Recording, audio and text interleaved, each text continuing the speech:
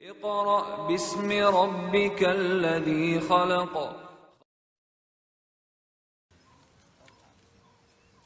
Marilah sama-sama kita hadirkan majelis ini dengan membaca basmalah. Bismillahirrahmanirrahim. Dan sekali lagi kita awali dengan Sayyidul Istighfar. Saya bacakan, kita baca bersama-sama. Bismillahirrahmanirrahim. Allahumma anta rabbi la ilaha illa anta khalaqtani wa ana abduka wa ana ala ahdika wa wa'dika mastata'tu a'udzu bika min syarri ma sana'tu abu'u laka bi ni'matika alayya wa abu'u bi dhanbi faghfirli fa innahu la yaghfiru dhunuba illa anta.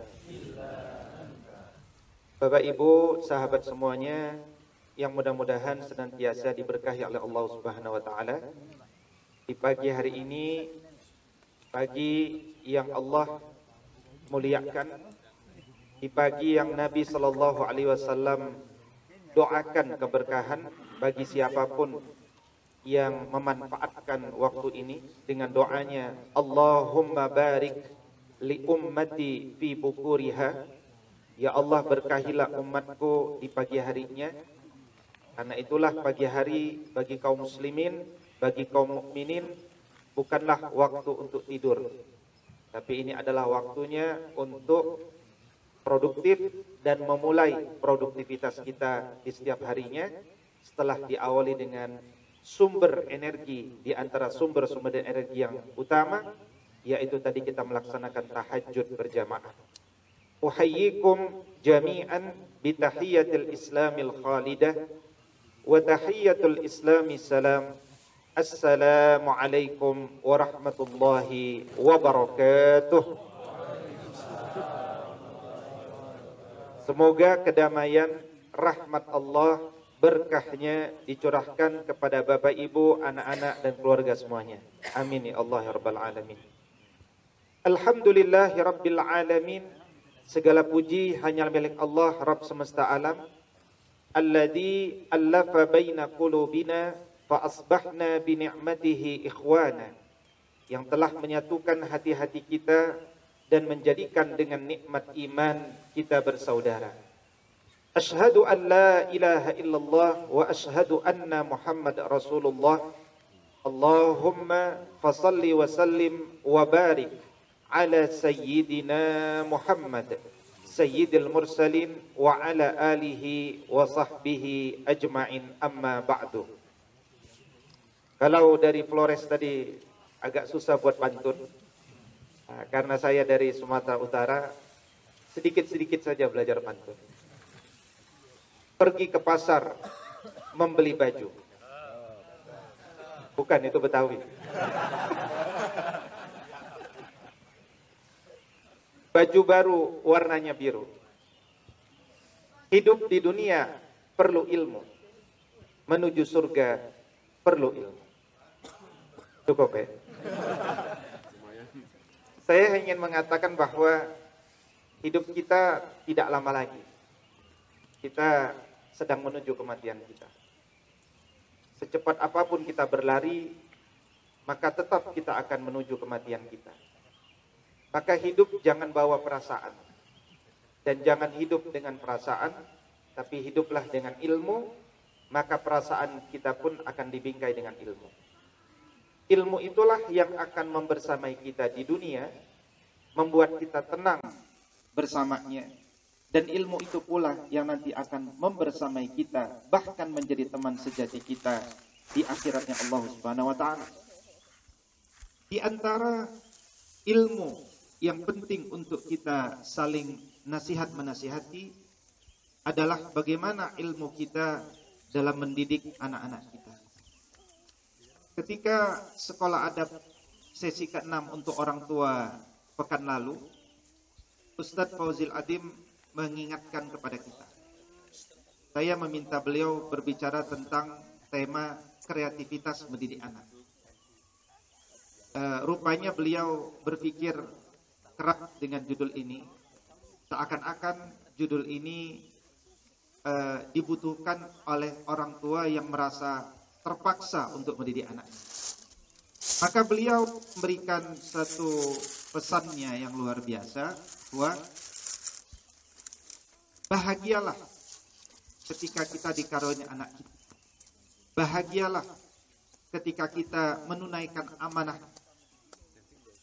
Dan bahagialah ketika kita membersamai mereka.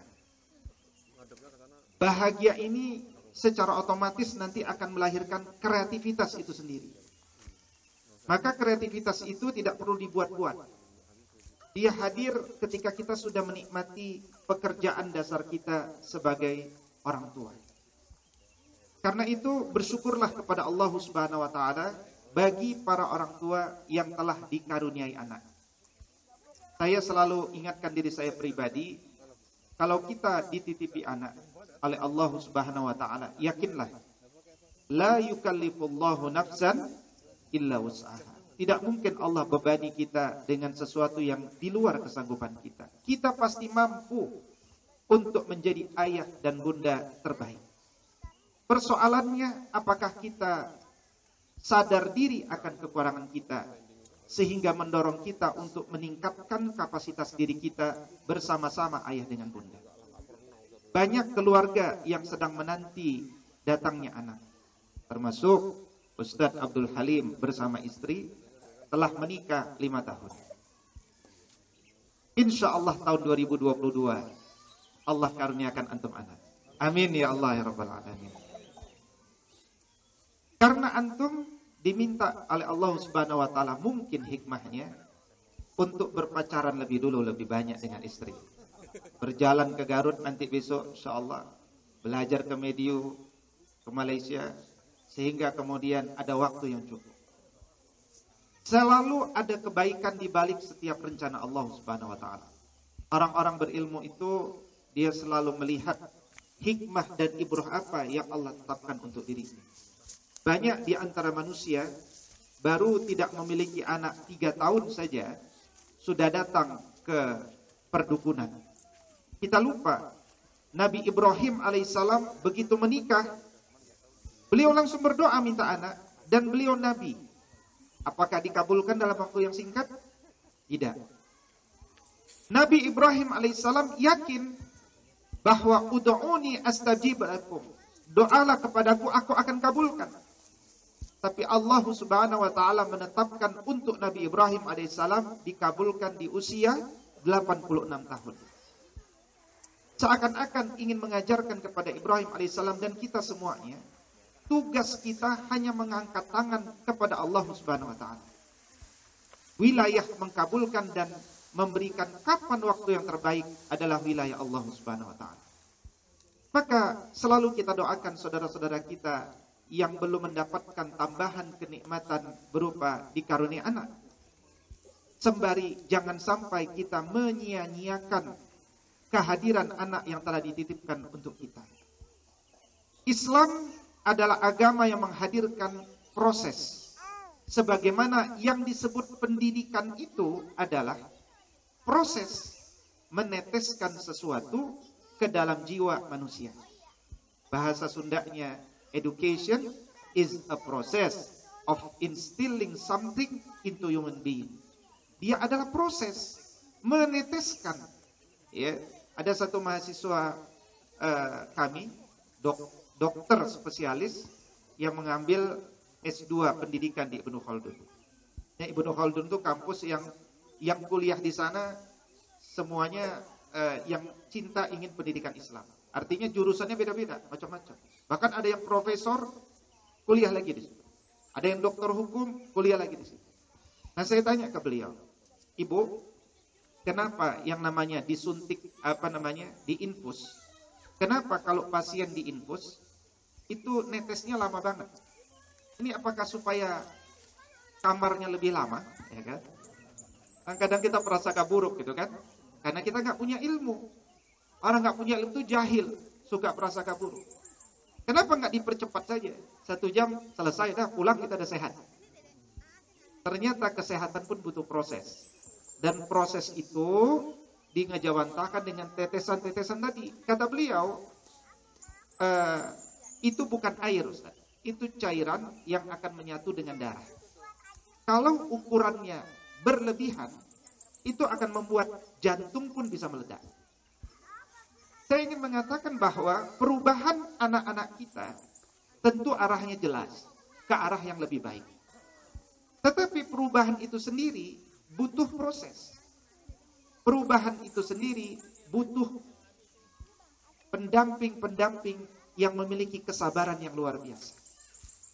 Makanya ketika Allah mengatakan innallaha ma'as sabirin, Allah bersama orang-orang yang sabar, menunjukkan bahwa kalau ada seorang ayah bunda yang menghentikan kesabarannya dalam mendidik anaknya, maka berarti dia telah menghentikan kesabaran Allah, menghentikan kebersamaan Allah Subhanahu wa taala.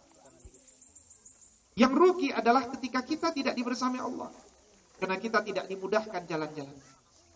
Padahal Allah Subhanahu wa taala sudah mengajarkan juga kepada kita di dalam Al-Qur'an, wa'mur ahlaka bis-salati wastabir alaih.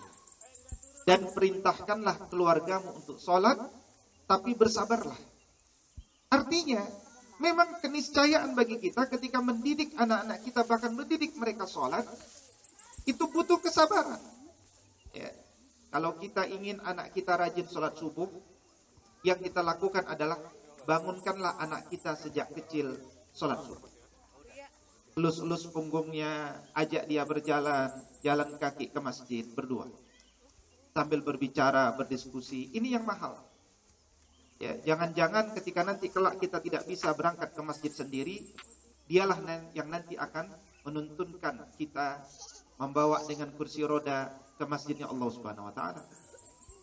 Karena itu yang namanya pendidikan itu pembiasaan sejak kecil. Apa yang dibiasakan menularkan kebiasaan kita kepada mereka. Karena buah itu tidak jatuh jauh dari pohonnya. Seperti apa kita, seperti itulah anak kita. Guru itu tidak sekedar digugu, tapi juga ditiru. Kegiatan Jabari Keluarga Quran ini sejatinya bukan fokus pada anak-anak kita, tapi saya sedang fokus pada ayah bunda. Karena ketika ayah bundanya memiliki kapasitas dan kualitas, secara otomatis mengalir secara fitrah dan naluri kepada anak-anak kita. Dan pendidikan itu diawali dengan menemukan what is our purpose of life. Apa sih tujuan kehidupan kita di muka bumi? Kalau kita sudah menemukan apa tujuan hidup kita di muka bumi, maka kita akan mendapatkan pengetahuan berikutnya. What is our mission of life? Misi hidup kita ini apa? Maka menemukan tujuan hidup sampai menemukan apa misi kehidupan kita, itulah dunia pendidikan. Jangan sampai kita melahirkan seorang anak yang punya prinsip hidup mengalir seperti air. Karena sejatinya air tidak pernah mengalir ke tempat yang lebih tinggi. Tapi justru kita harus membuat arus perubahan. Saya sering mengecek mahasiswa-mahasiswa S1. Saya tanya, Anda nikahnya kapan? Dia bilang, saya nikah sedapatnya aja Ustaz. Ketika dia menjawab begitu, langsung saya tanya, apa visi hidupmu? Ya saya mah mengalir aja Ustaz. Jadi yang saya sampaikan ini melalui pertanyaan-pertanyaan ya kepada beberapa mahasiswa yang memang tidak punya narasi. Yang mahal dari hidup ini adalah narasi kehidupan. Seorang manusia, berilah kertas kosong dan bimbinglah dia untuk mencoret garis-garis kehidupannya akan menjadi apa dia. Banyak orang mengatakan, temukan bakatmu maka engkau akan sukses.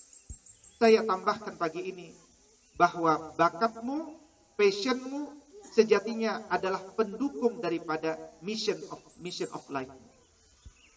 Orang yang punya passion tapi tidak tahu misi hidupnya, dia tidak akan sukses. Maka orang yang bergerak dengan mission of life yang jelas, maka dia akhirnya akan merasakan kebahagiaan dalam hidupnya. Bukan bahagia yang biasa-biasa, tetapi the true sa'adah, kebahagiaan yang sebenarnya. Bahagia yang sebenarnya itulah yang akan melahirkan hayatun thayyibah dalam Al-Quran. Kehidupan yang berkualitas. Karena itu hari ini kita harus menetapkan target kita. Diawali dengan Ustaz Muhammad Nur Khalis ketika membuat Salwa Islamic School, beliau buat visi, ya kan? Ustaz Abdul Rahim ketika membuat, mana Ustaz Abdul Rahim? Ketika membuat Nurul Iman, membuat visi kehidupan, visi sekolah. Sama, rumah itu adalah sekolahnya yang kita bangun untuk anak-anak kita. Setiap wilayah di rumah kita, apakah itu ruang tamu, ruang makan, ruang keluarga, ruang ekspresi, ruang servis, taman, semuanya harus bisa menjadi bagian daripada pembelajaran anak-anak kita. Maka kalau keluarga itu punya visi, maka dia pasti akan punya misi. Kalau keluarga itu punya misi, dia pasti akan punya program kerja. Kalau dia punya program kerja, pasti punya target. Mulai dari target jangka panjang tadi, menengah, pendek. Dari situ akan dia lihat kapasitasku seperti apa. Ketika dia melihat gap antara kapasitasnya, kompetensinya dengan targetnya, disitulah muncul semangat untuk tafakuh fiddin. Makanya Quran surat At-Taubah 122 mendorong setiap manusia untuk senang menuntut ilmu. Dan menuntut ilmu akan mengubah jiwa manusia dari yang tadinya jahil bergerak menjadi alim. Yang darinya alim bergerak menjadi fahim. Yang tadinya fahim, dia akan bergerak menjadi fahim yang sangat mendalam, yaitu faqih. Maka proses dari jahil, alim, fahim kepada faqih, proses inilah yang disebut tafaqquh fiddin. Dan ilmu dari Allah, kalau Allah kehendaki kita jadi orang baik dan memiliki banyak kebaikan, kata Nabi SAW, man yuridillahu bihi khairan yufaqihu fiddin. Orang yang dikehendaki jadi baik, orang itu akan dijadikan faqih dalam agama. Maka hadirkan proses ini, karena ilmu itu tidak instan. Dia tuli zamanin, dia butuh waktu yang panjang. Menikmati proses itu adalah bagian daripada kesuksesan kita. Dan Allah akan menilai kebahagiaan kita dalam proses itu. Kita sebagai ayah dan bunda hanya akan disebut ayah bunda yang berhasil kalau kita menghadirkan prosesnya dengan benar. Jangan berbahagia ayah bunda kalau punya anak salih salihah, tapi kita selama ini mengabaikan mereka. Dia datang solih dari Allah Subhanahu wa Ta'ala, tapi tidak ada kontribusi kita. Jangan-jangan surat Al-Fatihah yang dibaca 17 kali sehari dan dibaca anak kita sampai mati pun, mungkin dia tidak mengerti dari kita, tapi mungkin dari ustadznya. Sungguh rugi bagi kita para orang tua ketika kita tidak berkontribusi pada keimanan dan keilmuan anak-anak kita. Karena itu saya tidak pernah mengatakan Nabi Nuh alaihissalam adalah ayah yang gagal. Dia adalah ayah yang sukses. Kalau kita hidup di zaman beliau, beliaulah yang membimbing kita bagaimana menjadi sosok-sosok ayah yang terbaik. Kenapa dia ayah yang terbaik?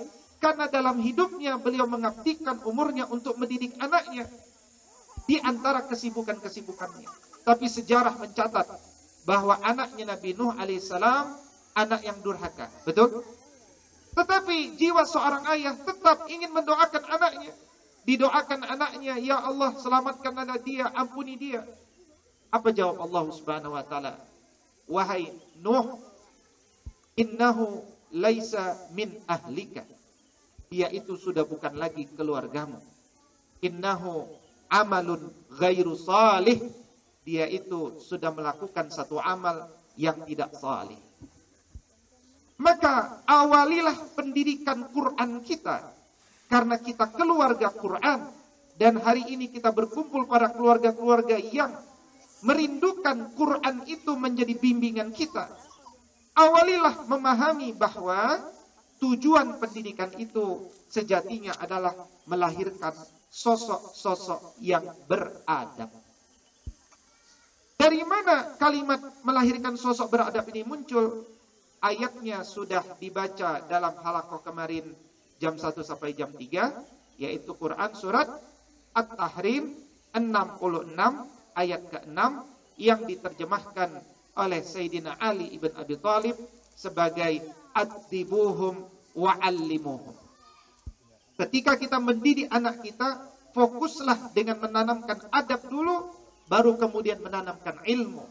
Maka cara berpikir adab ini sudah sejak lama. Umar radhiyallahu taala anhu dulu mengatakan ta'addabu summa ta'allamu. Maka adab yang kita pelajari, yang kita kembangkan hari ini bukanlah adab yang bermakna sekedar sopan santun, budi pekerti, moralitas, dan karakter. Karena 4 kalimat ini bagi saya belum ada nilainya. Kita ketahui pemain film Kiai Haji Ahmad Dahlan sangat berkarakter. Tapi agamanya? Kita tahu pemain film Sayyidina Umar Ibn Al-Khattab radhiyallahu ta'ala anhu sangat berkarakter. Tapi agamanya? Karakter adalah sesuatu yang bisa dipasangkan. Tapi nilai-nilai apa yang dikembangkan? Menarik ketika Nabi SAW menjelaskan. Al-adab. Adab itu adalah kedisiplinan. Bagaimana kedisiplinan yang dimaksud? Al-adab huwal Qur'an. Adab itu adalah Al-Quran. Kata Nabi SAW kepada saya dan para ayah. Wahai para ayah, tidak ada pemberian terbaik yang engkau dapat berikan kepada anakmu, tidak juga gajimu. Apalagi Dr. Iqbal kemarin menyinggung kita, kerja siang malam dapatnya segitu-segitu juga. Tidak ada yang lebih baik, kata Nabi, kecuali min adabin hasanin. Adab yang baik yang kita tinggalkan kepada anak-anak kita. Apa itu adab? Dia bukan sekedar sopan santun. Karena itu, dalam konteks pendidikan anak-anak kita, pahamilah bahwa Islam tidak mengenal ilmu agama dengan ilmu dunia. Sekali lagi, Islam tidak mengenal ilmu agama dengan ilmu dunia. Karena ilmu agama adalah ilmu bagi manusia untuk tahu bagaimana hidup di mana? Di dunia. Yang buahnya kalau kita ikut bimbingan itu adalah akhirat yang terbaik, yaitu jannah. Ini kerangka berpikir. Karena itu pula tidak ada kalimat bahwa nak, seimbangkanlah nak duniamu dengan akhiratmu. Ini pun tidak ada kalimat itu di dalam Al-Quran. Karena itu hanya akan melanggengkan hari ini anak kita sholat, tapi kemudian dia bekerja tidak dengan bimbingan agama. Tetapi kan ada ayatnya, wabtaghi fima atakallahu daral akhirah wala tansa nasibaka minad dunya. Maka kejarlah akhirat itu dengan sungguh-sungguh, tapi jangan lupakan duniamu. Apa tafsiran jangan lupakan duniamu di sana? Yakni gunakanlah jiwamu, hartamu, apa yang kau miliki untuk akhiratmu. Tetap cara membaca ayat itu adalah orientasi kita akhirat, kita rindu mendapatkan jannah di sana, tetapi cara kita untuk ke sana modalnya adalah waktu yang disediakan di dunia. Modal kita adalah waktu. Di dunia ini adalah waktu. Makanya ulama mengatakan al-waktu indana juz'un minal ilaj. Waktu itu adalah yang diberikan Allah bagi kita untuk membuat perbaikan, perubahan ke arah kebaikan. Al-waktu kasayf, waktu itu seperti pedang. Kewajiban kita sebagai orang tua cukup banyak. Wajibatuna aktsaru minal awqat. Kewajiban kita lebih banyak waktu daripada waktu yang tersedia. Karena itu kemudian sahabat semuanya, sejatinya kalau kita renungkan kebersamaan kita dengan anak kita nggak lama, ya kan? Hanya sampai usia dini dan kemudian usia dasar, ya kan? Setelah itu selesai, karena mereka akan mondok, ya kan? Kalau mondok, kita sudah wakilkan urusan keayahan kita kepada wali kamarnya. Apalagi kalau kemudian keluarga kita melanjutkan, anak kita melanjutkan ke luar negeri. Ya. Saya tahun ini mungkin akan buat rumah di Mesir. Ya. Tahun ini mungkin bajunya rumah PUI di Mesir. Tahun depan mungkin, bukan tahun depan, mungkin tahun depan atau 2 tahun lagi, tergantung nanti kelulusan anak kita akan buat rumah adab insan mulia di Mesir. Ya, kita ingin anak-anak kita mendapatkan satu wawasan yang luas. Karena Mesir atau tidak Mesir, Turki atau tidak Turki itu bicara wawasan. Ya. Kalau kuliah itu bisa di mana saja. Tapi hakikat kuliah adalah wawasan, jaringan, standarisasi, ya, pengalaman. Ya, yang itu akan mempengaruhi narasi seseorang meskipun kerjanya nanti kelokalan. Gitu. Nah, karena itu kemudian kita harus punya desain seperti apa anak-anak kita ke depan. Nah, maka kembali, apa yang disebut sebagai generasi beradab itu. Sehingga kemudian sejarah mulai dari Umayyah, Abbasiyah, kosakata adab itu kemudian bermakna dorongan untuk melahirkan dunia pendidikan yang komprehensif. Maka ini diintisarikan dari berbagai pendapat para ulama yang diintisarikan akhir-akhir ini oleh Syekh Muhammad Naqib Al-Attas, seorang pakar pendidikan Islam yang otoritatif, orang Indonesia, warga negara Malaysia sekarang, yang telah sering mempresentasikan hal ini sejak di tahun 1977 di Jeddah, Saudi Arabia dulu, kali kedua beliau presentasikan juga di Pakistan, ya, dan seterusnya, yaitu bahwa adab itu the discipline of body, mind, and soul. Jadi anak yang beradab itu adalah anak yang disiplin jasadnya, disiplin akalnya, disiplin jiwanya.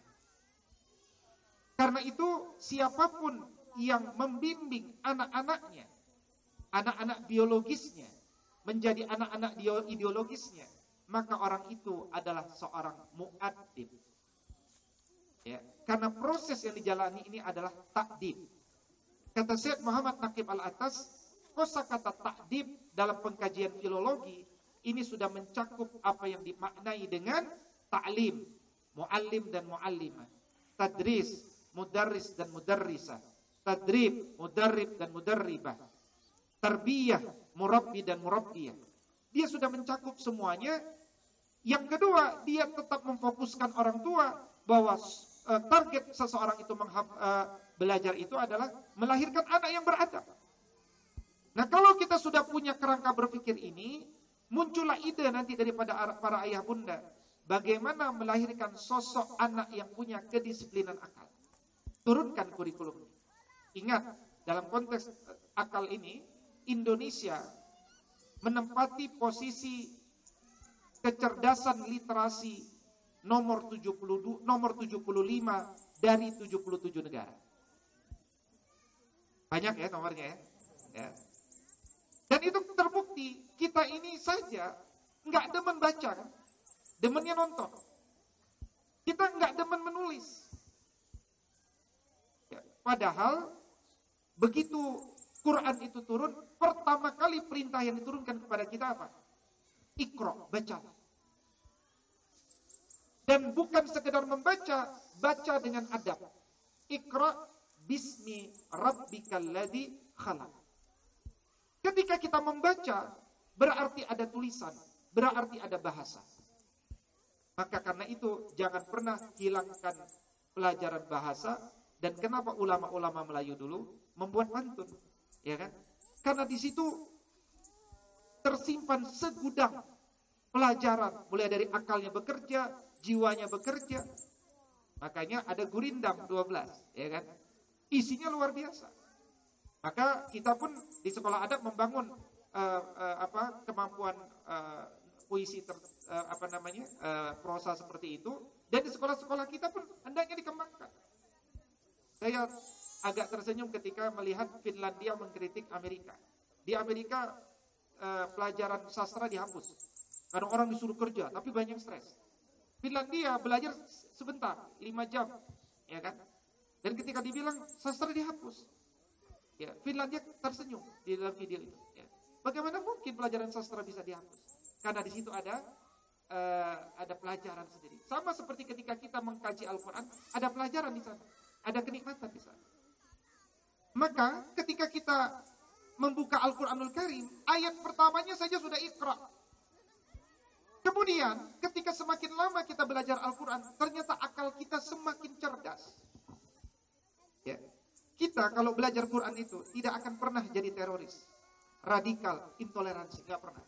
Sudah kita teliti, yang jadi radikal, yang jadi toleran, jadi intoleran, jadi apa lagi tadi? Radikal, intoleran, dan teroris. Karena mereka nggak ngaji semua ayat Quran. Makanya antum kalau ngaji jangan pernah berhenti, ya kan? Pekan ini ngaji sampai mati ngaji. Karena kalau ngajinya berhenti, nanti takut itu. Ya. Karena kadang-kadang ngaji satu ayat, pas ayat yang dikaji, waqatilul musyrikina kaffah. Wah, ini saya harus. Itu persoalannya. Habis itu dia nggak datang-datang lagi kan begitu. Padahal ayat ini ada 6.236 ayat. 77.439 kata, 340.740 huruf. Bapak Ibu, ya, saya berencana nanti kita selenggarakan juga satu jambore khusus para pendiri-pendiri sekolah, praktisi-praktisi pendidik. Kita dialog ngobrol. Ya, karena kadang-kadang kita ini sudah kehilangan orientasi kita. Kita buat sekolah, kadang-kadang tujuannya untuk supply and demand bagi universitas. Padahal kita nggak dibayar juga sama universitas. Ya. Kadang-kadang kita bangga bahwa anak saya lulus di kampus-kampus tertentu. Gitu kan. Ada mereka yang bangga di Universitas Indonesia. Saya bangga Universitas Indonesia. Ya kan? Kenapa? Dosennya bagus-bagus. Ada Ade Armando. Ya. Ada macam-macam luar biasa. Ya. Kemarin Dr. Iqbal juga mengatakan ya, ada kuliah di kampus apa tertentu, bidang sastra, ternyata tidak lama kuliah jadi liberal. Lama di sekolah Islam, tidak lama di kampus yang lain, dia buka jilbab diam-diam, ya, dan sudah masuk agama yang lain. Sudah masuk agama yang lain, sudah buka jilbab, tapi kalau di rumah pakai jilbab kelihatan rapi. Dari sini, yang terpenting dalam dunia pendidikan itu bukan tampak zohir, tetapi penghayatan dan pemahaman seseorang itu. Makanya ulama mengatakan al-fahmu itu lebih utama daripada al-ilmu. Al-fahmu, kefahaman. Kita membaca Al-Quran diminta untuk apa?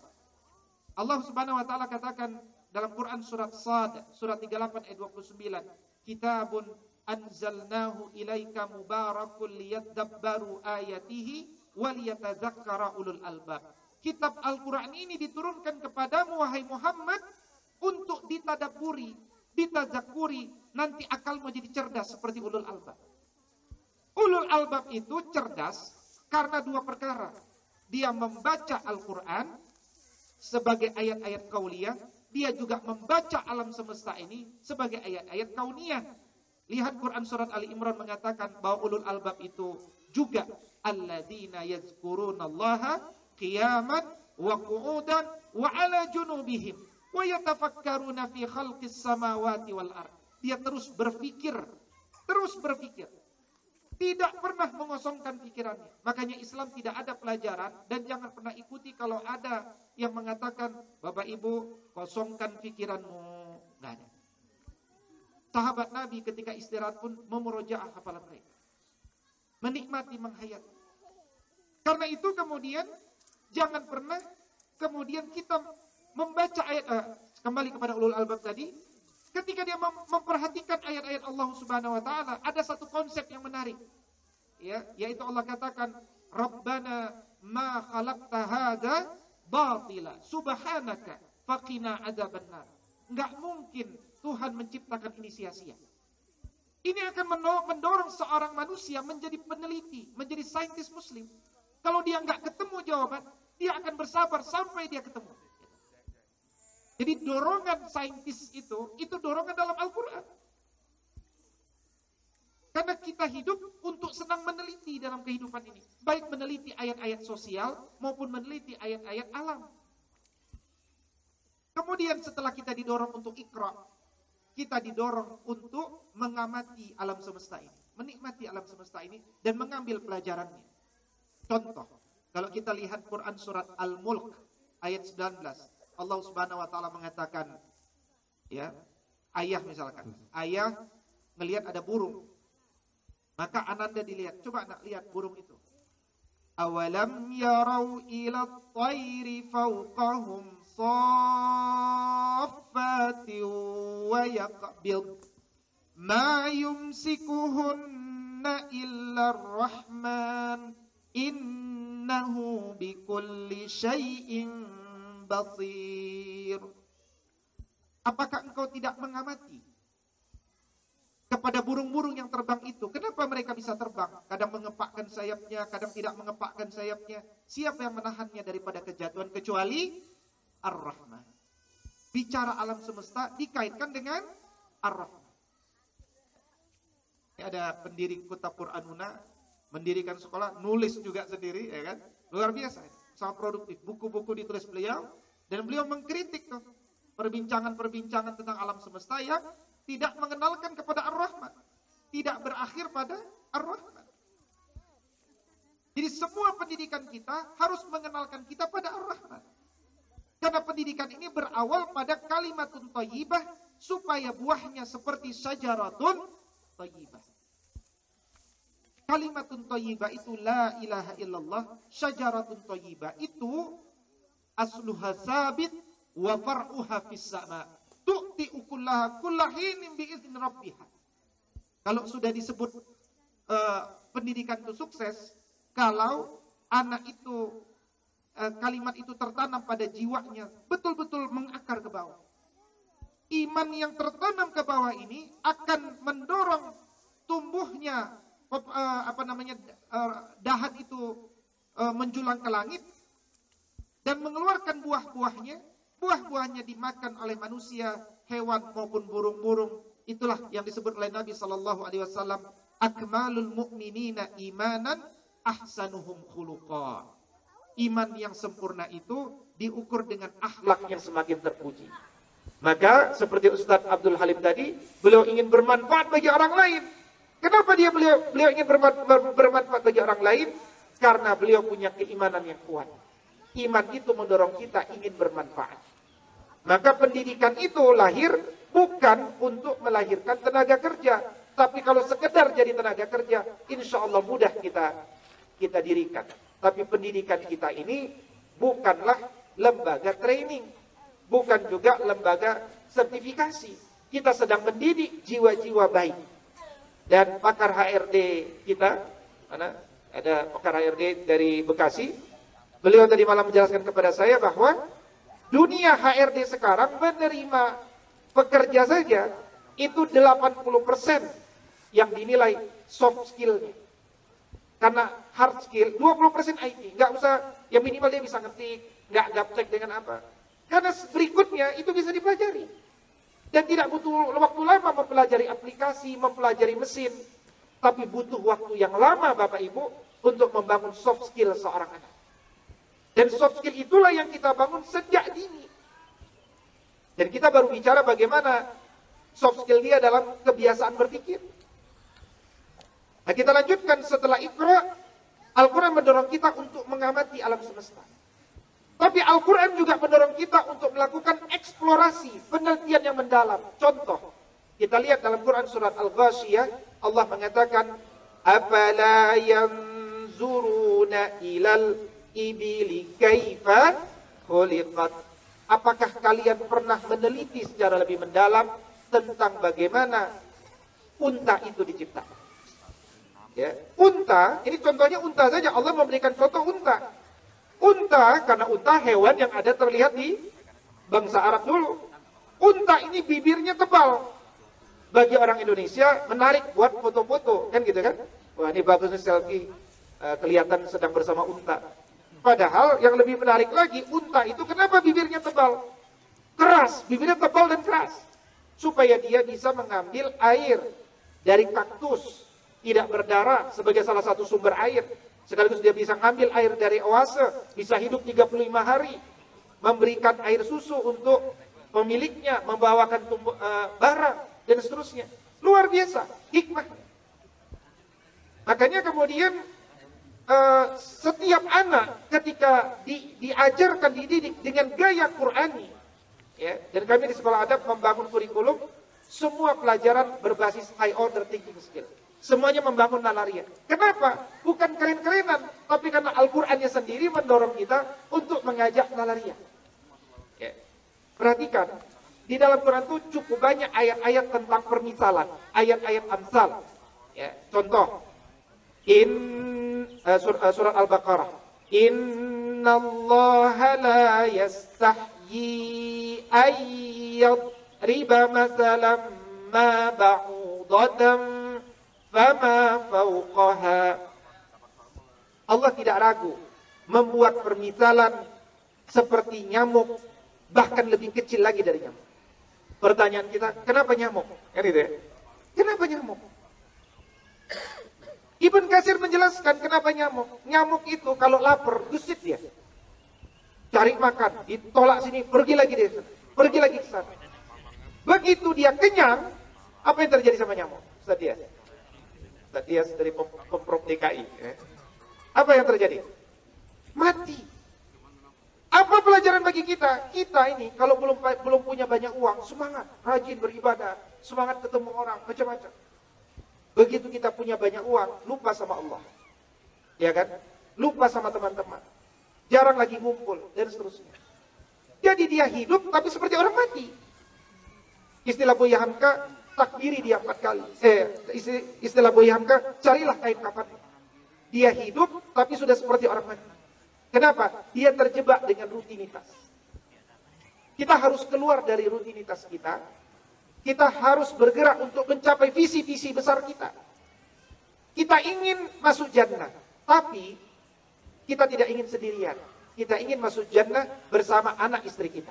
Betul? Kita ingin masuk jannah, tapi bukan sekedar masuk jannah.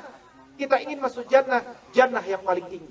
Kenapa? Nabi yang ingatkan kepada kita, kalau engkau berdoa, berdoalah minta jannah yang paling tinggi, Jannatul Firdaus. Tapi bagaimana surga yang paling tinggi itu bisa kita raih kalau kita tidak menghadirkan kepantasan kita untuk dapat layak masuk ke jannah yang paling tinggi itu. Setelah Al-Quran bicara Iqra, bacalah, amatilah, kemudian eksplorasilah, teliti lebih mendalam. 9 kali di dalam Al-Quran Allah dorong kepada kita untuk siru fil ardi fanzuru kaifa kana aqibatul mukadzibin. Berjalanlah kalian ke penjuru bumi, perhatikanlah bagaimana. Satu, bagaimana akibat orang-orang buruk yang dahulu. Yang lain, bagaimana Allah menciptakan macam-macam. Ternyata Al-Quran mendorong kita untuk menciptakan anak-anak yang terbiasa berkeliling daerah, berkeliling wilayah, berkeliling negara. Makanya saya setuju ada seorang dosen non-muslim yang terkenal. Dia mengajarkan kepada anak-anak, kepada mahasiswa S1 waktu itu. Ya. Mahasiswa S1 jurusan ekonomi. Anda hanya bisa lulus dari mata kuliah saya kalau Anda menunjukkan kepada saya paspor yang sudah distempel pernah keluar negeri. Ya. Jadi mahasiswa ini jangankan keluar negeri mimpinya. Ya, bayar kos aja sebulan demi sebulan. Tapi ini dosen luar biasa. Ya. Maka akhirnya tetap dia berpikir keras. Ini jurusan ekonomi. Banyak orang jurusan ekonomi nggak kaya. Banyak profesor ekonomi nggak kaya juga. Padahal ini ilmu untuk jadi kaya kan begitu. Akhirnya kemudian mereka berpikir, oh iya, yang namanya luar negeri kan nggak usah jauh-jauh. Singapura berapa tiketnya? Ya, di masa itu murah, bahkan ada yang 0 rupiah. Ya, saya pernah ke Singapura itu sama istri 0 rupiah bolak-balik kan. Jadi kalau sekarang udah nggak boleh kan 0 rupiah. Nah, akhirnya mereka mencari nilai yang sedikit itu dengan apapun, dengan jualan dan seterusnya, selama tidak jual diri, ya kan? Kita ini didorong untuk menjual produk kita, kreativiti kita, dan menjual jasa kita. Saya sering sampaikan kepada teman-teman, kalau Anda kerja sama orang, jangan posisikan dirimu sebagai tenaga kerja. Posisikanlah engkau itu menjual value, sehingga perusahaan membutuhkan value-mu. Maka semakin banyak value-mu, semakin sulit perusahaan untuk melepasmu. Tapi kalau kita memposisikan diri kita sebagai tenaga kerja, kita workaholic kerja 24 kali 7 jam. Setelah kita sakit berat, mungkin hanya ditunggu maksimal 12 bulan. Setelah itu, perusahaan nggak bisa nunggu kita lama-lama. Itu yang kita sebut bahwa manusia tidak boleh berada dalam comfort zone, zona nyaman. Anak-anak kita didik untuk menjadi sosok-sosok pemenang. Karena kita semuanya adalah pemenang. Makanya ketika kita melakukan ekspedisi ke luar negeri, keluar wilayah, keluar daerah, berkeliling, ya, maka akan ketemu komparasi ilmu pengetahuan tersebut. Bapak, Ibu, Ayah, Bunda semuanya, terakhir saya ingin mengatakan, ya, ini kita baru bicara bagaimana membangun disiplin akal, ya. Tapi saya ingin meninggalkan bahwa ketika kita mendidik anak-anak kita harus punya kerangka berpikirnya. Tadi sudah saya sebutkan. Kalau kita sudah punya kerangka berpikirnya, kita bangun kontennya. Kontennya diambil dari mana? Awali dari Al-Quran. Enggak habis-habis Al-Quran itu memiliki konten yang luar biasa. Ya. Mulai dari konten bagaimana membangun akal yang cerdas, jiwa yang bersih, jasad yang kuat. Itu bagaimana kontennya? Turunkan. Kenapa? Pada akhirnya anak kita harus bisa hidup di muka bumi ini dengan kecerdasan akalnya, dengan kebersihan jiwanya, dengan kekuatan jasadnya. Yang kalau di sekolah adab kita turunkan pada 11 muwasafat atau 11 capaian, yaitu adabnya Qur'ani, ya kan? Kemudian jasadnya kuat, ekonominya mandiri, ya, kemudian akidahnya bersih, ibadahnya benar, waktunya terjaga, ya, dia bermanfaat bagi orang lain dan seterusnya. Maka ukuran-ukuran ini nanti dibuat lagi, dan ukuran ini bersifat open mind, terbuka, dialektika. Kalau ada yang mengatakan kayaknya kebanyakan Ustadz 11, saya pengen tambahkan 12, silakan. Atau 11 ini kebanyakan Ustadz, saya hapus 2, silakan. Karena ini semuanya adalah upaya-upaya kita untuk membuat cita-cita yang baik itu menjadi terukur. Ya. Saya ketika mendidik mahasiswa-mahasiswa S2 Ibnu Khaldun, banyak sekali ketika membuat misi itu cuma sederhana begini. Pokoknya Ustaz, anak yang saya bangun adalah anak yang sesuai Al-Quran dan As-Sunnah. Bagus ya? Bagus. Tapi pertanyaan saya, seperti apa sudah Al-Quran dan As-Sunnah? Dan sekolah Islam mana yang tidak sesuai Al-Quran dan As-Sunnah? Semuanya pasti sesuai Al-Quran dan As-Sunnah. Tapi seperti apa yang sesuai Al-Quran? Pagi ini saya bantu ayah bunda mulai mencicil. Seperti apa yang sesuai Al-Quran? Sesuai As-Sunnah, seperti apa? Dicicil. Supaya kita nggak merasa aman. Yang penting sesuai Al-Quran dan As-Sunnah, Ustaz. Padahal mungkin yang kita maksud sesuai Al-Quran itu hanya karena anak kita hafal Quran. Keliru. Ya. Jadi banyak juga orang tua yang punya semangat begini. Dan ini sering kita tanya. Ya. Ayah bunda anaknya pengen apa? Anak saya pengen jadi penghafal Quran, Ustaz. Ya, kenapa jadi penghafal Quran? Ya lumayan Ustaz, nanti S1-nya gratis Ustaz. Dan itu ditanamkan pada anak kita. Nah, hafal Quran nak ya. Ibu pun nggak bisa nyekolahin anak, nyekolahin kuliah. Lumayan lah kalau engkau hafal Quran nanti bisa gratis. Ini keliru, pelajaran keliru sama sekali. Dan tidak boleh diajarkan. Mengubah niat anak-anak. Ya. Anak kita tidak hafal Quran, tidak berdosa. Tapi kalau anak kita tidak paham Al-Quran, kita tanggung jawab. Makanya baca Quran saja tidak boleh terburu-buru. Warattilil Qur'ana tartila. Baca pelan-pelan supaya kita bisa memahami. Bacalah Quran dengan pelan-pelan. Nah, di sekolah adab kita bangun narasi begini. Kenapa di sekolah adab tuh usia SD kita targetkan hafal Quran 30 juz? Ya, di mana nanti kelas 5 fokus dalam penghafalan. Karena logika kita mengajarkan bahwa kalau anak selesai hafalan Quran di usia dasar, nanti di usia menengah kami mengembangkan konsep pengembangan nalaria dengan input anak sudah memiliki Quran di kepalanya. Anak yang sudah punya Al-Quran di kepalanya belum tentu cerdas, belum tentu bersih, belum tentu soleh. Kalau dia tidak memahami kandungan isinya. Dan kemarin Ustaz Dr. Iqbal memberikan satu contoh kan. Dan saya bisa memberikan banyak contoh yang lain. Karena menghayati isi Al-Quran itu lebih utama daripada menghafal Quran itu sendiri.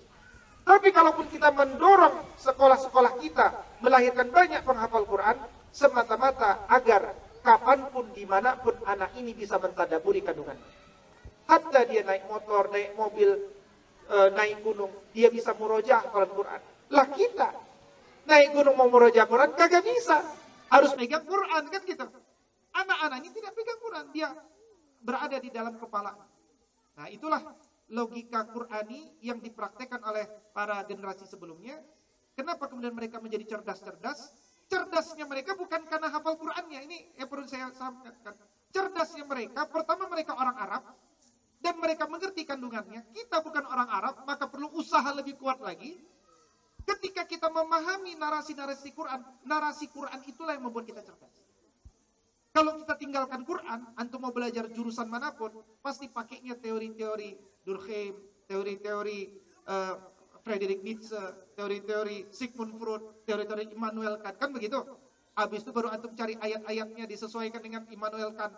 Ini namanya ayatisasi. Ini namanya pengajaran Al-Quran pelengkap penderita. Bukan seperti itu.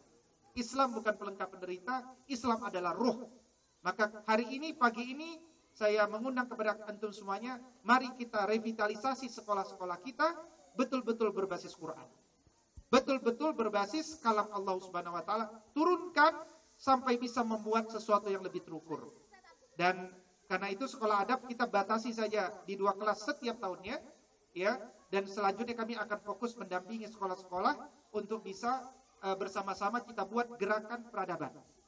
Dan kita ingin nanti kelak membuat jaringan sekolah-sekolah adab di berbagai wilayah dengan bentuk sekolah yang berbeda-beda masing-masing. Tapi narasinya semuanya sama, dan mudah-mudahan akan lahir gelombang peradaban untuk Indonesia beradab ke depan. Demikian dari kami, dan kami juga mengundang kepada ayah bunda semuanya.